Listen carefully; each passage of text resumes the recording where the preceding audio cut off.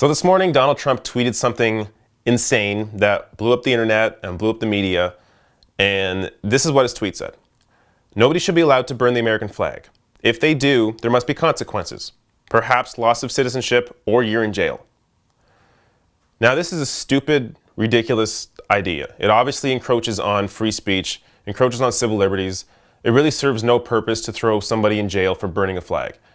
But oddly enough, somebody else once supported this.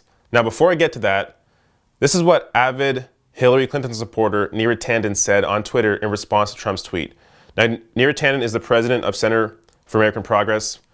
You may have recognized her name from the WikiLeaks emails.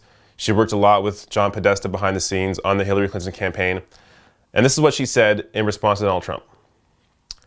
So right, folks, Trump and Clinton were all the same. Obviously being sarcastic. Now, you may see where I'm going with this. The person that once supported a ban on flag burning was in fact Hillary Clinton. Now, this is a direct quote from Mediaite. Hillary Clinton once came under fire from liberal allies for sponsoring a bill that aimed to throw those who burn the flag in prison. In theory, she has consistently opposed a flag burning amendment and voted against it when it came up for a vote in 2006. But a year earlier, she sponsored a bill that was widely seen as a runaround the Supreme Court precedent outlawing the discretion of flags. The Flag Protection Act of 2005 would have banned, quote, destroying or damaging a U.S. flag with the primary purpose and intent to incite or produce imminent violence or a breach of the peace, end quote, punishable with a year in prison. In theory, that was different from previous flag burning bills which banned all flag burning. Now, to the credit of the so-called liberal media, who I just really think are the establishment media, but the so-called liberal media such as New York Times, Washington Post, and Arianna Huffington of the Huffington Post all opposed Clinton's plan to ban flag burning at that time.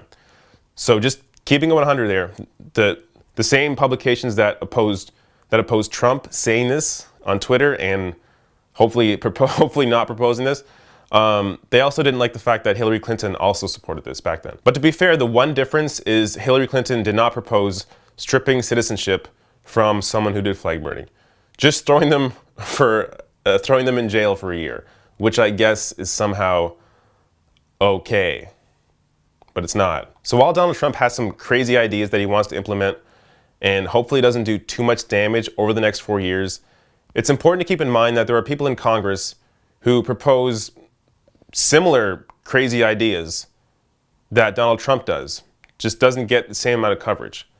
But at least now the benefit is when Donald Trump brings up these ridiculous ideas that other people have, it gets the proper attention that it should.